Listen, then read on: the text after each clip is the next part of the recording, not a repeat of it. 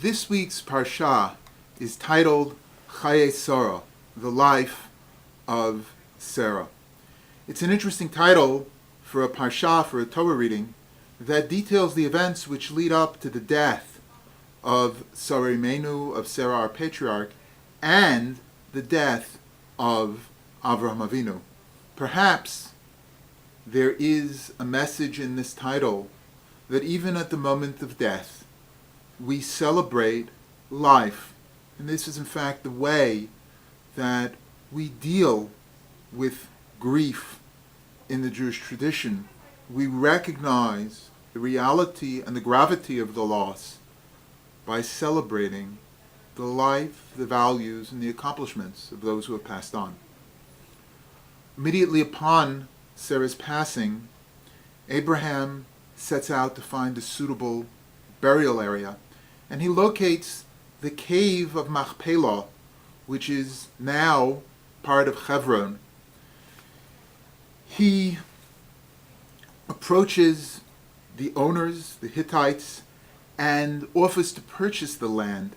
They offer to gift it to him, but Abraham does not want the ownership of the cave of Machpelah to be disputed, and he purchases the cave for full value, 400 shekels of silver. It is ironic that this very piece of land, which Avram Avinu, Abraham our patriarch, wanted to remain undisputed, in whom has clear title, is now the source of significant dispute among the descendants of Abraham. Hebron, and the cave of Machpelah in particular, is the epicenter of the conflict between the children of Abraham, those who identify themselves with Yishmael, with his son Yishmael from Hagar, and those who identify themselves with Sarah, the children or descendants of Sarah. Immediately upon burying his wife, Avraham addresses the task of ensuring future generations. He charges Eliezer, his trusted servant, with finding an appropriate mate for his son Yitzchak, Isaac, who was to be his spiritual heir. Eliezer prays to God for a sign that he might find the appropriate woman. Rebecca, in an act of chesed, of kindness, not only to Eliezer, but to his animals as well, shows the sterling attributes of bat chesed, a woman of great kindness.